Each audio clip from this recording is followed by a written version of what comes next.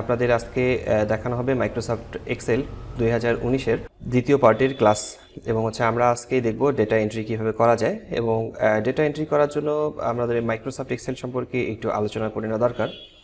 তো Microsoft Excel open করার পর আমরা মূলত কাজ করছি মাইক্রোসফট অফিস এক্সেল 2019 প্রোগ্রামে।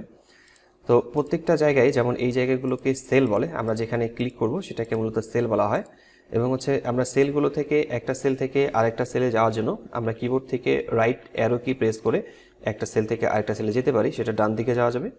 আবার বাম দিকে আসার জন্য আমরা আবার লেফট অ্যারো কি ব্যবহার করে আমরা ঠিক বাম দিকে আসতে পারবো। এই কাজটি কিবোর্ড থেকে ট্যাব বাটন ব্যবহার করেও করা যাবে। আমরা কিবোর্ড থেকে ট্যাব বাটন প্রেস করে আমরা রাইট দিকে যেতে পারছি। আবার যদি লেফট সাইডে আসতে হয় তাহলে শিফট প্রেস করে আমাদেরকে ট্যাব প্রেস করতে হবে, তাহলে আমরা লেফট সাইডে আসতে পারবো। এভাবে যদি আমরা সবার শেষের সেলে যেতে চাই বা সবার শেষের দিকে সেল রয়েছে সেখানে যদি যেতে চাই, নর্মালি আমাদের এখানে অনেক সময় লাগবে।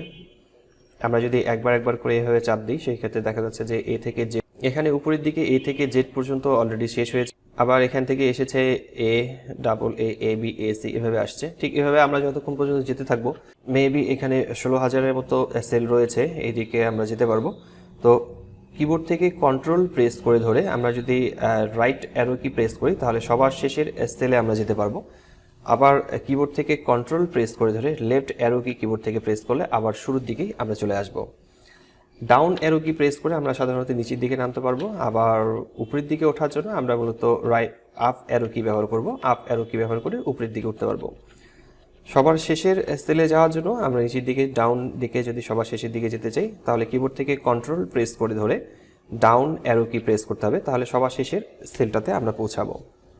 আবার যদি টপে যেতে চাই তাহলে অবশ্যই কিবোর্ড থেকে কন্ট্রোল প্রেস করে ধরে আপ অ্যারো কি প্রেস করলে উপরের দিকে যাবে। এছাড়াও আমরা এখন যদি কোথাও ক্লিক করে রাখি, যে কোনো একটা সেলে ক্লিক করে রাখি, তো সেলের একটি অ্যাড্রেস রয়েছে, সেলের একটি নাম রয়েছে। এর নামটি হচ্ছে মূলত আমি এখন রয়েছি, যেমন এটা হচ্ছে কলাম, আমি এখন জি কলামে আছি।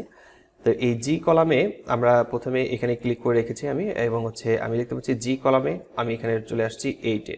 তো আমি এখন আছি G8-এ এবং আমরা এখান থেকে অ্যাড্রেস নেম বক্স দেখতে পাচ্ছি। তো আমরা যেখানে ক্লিক করব এখান থেকে শো করবে নেম বক্সে যে আমরা কোন সেলে রয়েছি। আমাদের এখানে দেখাচ্ছে আমরা এখন এই মুহূর্তে রয়েছি G7-এ। আমরা যেখানে ক্লিক করব আমাদের ঠিক সেই সেলের নাম্বারটি এখানে শো করবে। এটাই হচ্ছে মূলত সেলের নাম, সেটা হচ্ছে E9-এ এখন আমরা রয়েছি। তো আমরা আজকে একটু ডেটা এন্ট্রি করা যায় কিভাবে সেই বিষয় নিয়ে একটু কথা বলবো। প্রথমে এখানে লিখছি সেলস, এরপর নিচের দিকে লিখছি এক্সপেন্স,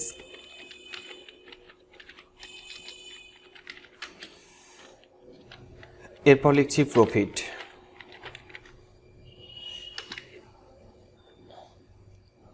এরপর লিখছি প্রফিটস। আমরা মূলত বিভিন্নভাবে ডেটা এন্ট্রি করতে পারি। আজকে প্রাথমিকভাবে আমরা দেখাচ্ছি এবং পরবর্তী ক্লাসগুলোতে আরও বিস্তারিত এই ক্লাসগুলো তো থাকবেই। তো সেলের এখানে আমরা সাধারণত কোনো একটি সংখ্যা বসিয়ে দিচ্ছি, এখানে সেলস আমরা লিখছি এভাবে আমরা সেলস লিখলাম, এবং এক্সপেন্স আমরা এখানে লিখছি বিভিন্ন ধরনের আমরা এক্সপেন্স করতে পারি।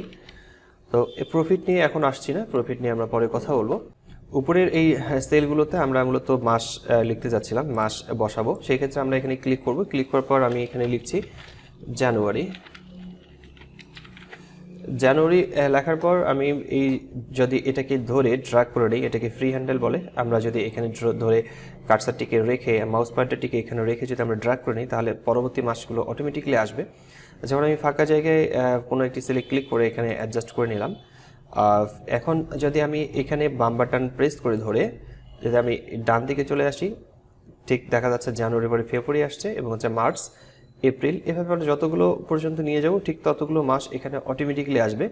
এটা মূলত অটোমেটিক্যালি কম্পিউটারে এক্সেল প্রোগ্রামে দেয়াই আছে। আর এটা অটোমেটিক্যালি কিভাবে আপনি আপনার ব্যক্তিগত তথ্যগুলো করবেন সেটা নিয়ে বিস্তারিত একটি ক্লাস থাকবে, যে আপনারা ঠিক এভাবে অটোমেটিক করে রাখতে পারবেন আপনাদের কোনো একটি ফর্মুলা অথবা কোনো একটি কাজকে। তো এখানে শুধু জানুয়ারি কথা লেখার পর ফেব্রুয়ারি মার্চ পর্যন্ত আমরা এখানে অটোমেটিক্যালি নিয়ে আসলাম।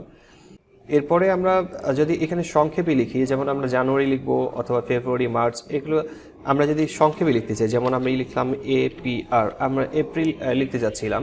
আমরা এখানে যদি আমি এপ্রিল লিখি, এপ্রিল লেখার জন্য আমি শর্ট ফর্ম ব্যবহার করেছি APR লেখার পর।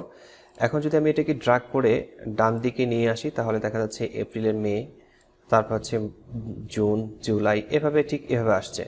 আমি এদিকে যেভাবে নিয়ে আসবো ঠিক সেই দিকে এদিকে অটোমেটিকলি মাসগুলো শো করছে। আবার যদি এপ্রিল থেকে সামনের দিকে নিয়ে যাই, আমরা এদিকে বাম দিকে নিয়ে যাই, তাহলে দেখা যাচ্ছে মার্চ কথাটা আসছে। এছাড়াও যদি আমরা নিচের দিকে ড্রাগ করে নেই তাহলে দেখা যাচ্ছে নিচের দিকে মাসগুলো আসবে। আবার যদি সেটা একটু উপরের দিকে নিয়ে যেতে চাই তাহলে উপরের দিকে আসবে। এখন আগস্টের নিচের দিকে নামালে আগস্টের পরের মাসগুলো আসবে। আবার যদি আমরা উপরের দিকে নিয়ে যাই তাহলে উপরের মাসগুলো শো করবে। তো এটা ফ্রি হ্যান্ডেল ব্যবহার করে মূলত এই কাজগুলোকে শর্টকাট অনেক ভালোভাবে সুন্দরভাবে করা যায়। এছাড়াও আরও বেশ কিছু কাজ করা যাবে, যেমন এখানে আমরা কোনো একটি তারিখ বসাবো, সেটি হচ্ছে আজকের তারিখই বসাচ্ছি।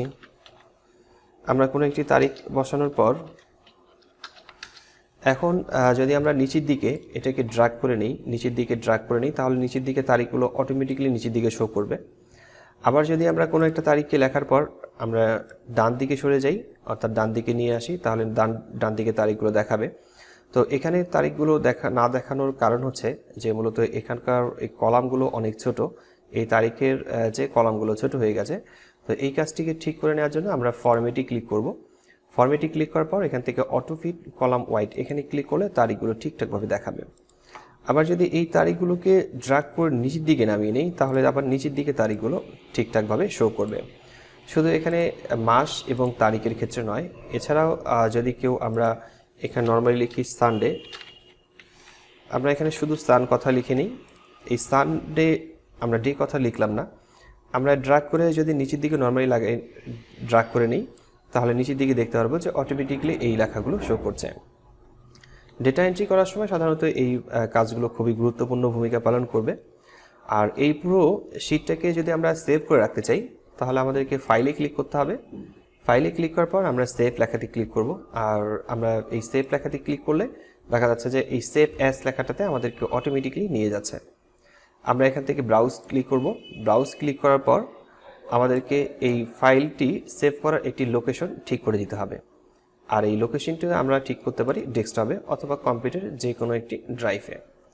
তো আমি এখান থেকে ডেস্কটপ সিলেক্ট করছি এবং আমি এখানে ফাইল নেম আমি এখানে দিয়ে দিচ্ছি টিউটোরিয়াল 02। এরপর সেভ অ্যাজ টাইপ। এই সেভ অ্যাজ টাইপ এখানে ক্লিক করে আপনারা বিভিন্ন ধরনের ফরম্যাট দেখতে পারবেন। এখান থেকে যে কোনো ফরম্যাট, যে ফরম্যাটটি আপনার প্রয়োজন সেই ফরম্যাট অনুযায়ী আপনারা এই ফাইলটিকে সেভ করতে পারবেন। এই এক্সেলের ওয়ার্কবুকটিকে সেভ করে রাখতে পারবেন। তো এখান থেকে আমি এটা সিলেক্ট করছি, আমি চাইলে এই ফরম্যাটেও সেভ করতে পারি। তো আমি এখান থেকে সেভ করছি এক্সেল ওয়ার্কবুক নামে, বাই ডিফল্ট যেটি থাকবে সেটি নামে আমরা সেভ করব। এরপর সেভ লেখাতে ক্লিক করলে আমাদের এই ফাইলটি, আমাদের এই ওয়ার্কবুকটি সেভ হয়ে যাবে টিউটোরিয়াল 2 নামে এবং সেটা ডেস্কটপে। আপনাদের কোথাও বুঝতে সমস্যা হলে অবশ্যই কমেন্ট করে জানাবেন, আমি প্রতিটি কমেন্টের রিপ্লাই করে থাকি। তো আজকের টিউটোরিয়ালটি এখানেই শেষ করছি। দেখা হচ্ছে পরবর্তীতে মাইক্রোসফট এক্সেলের নতুন কোনো টিউটোরিয়ালে। ততক্ষণ পর্যন্ত সবাই ভালো থাকবেন, সুস্থ থাকবেন। ধন্যবাদ সবাইকে। আল্লাহ হাফেজ।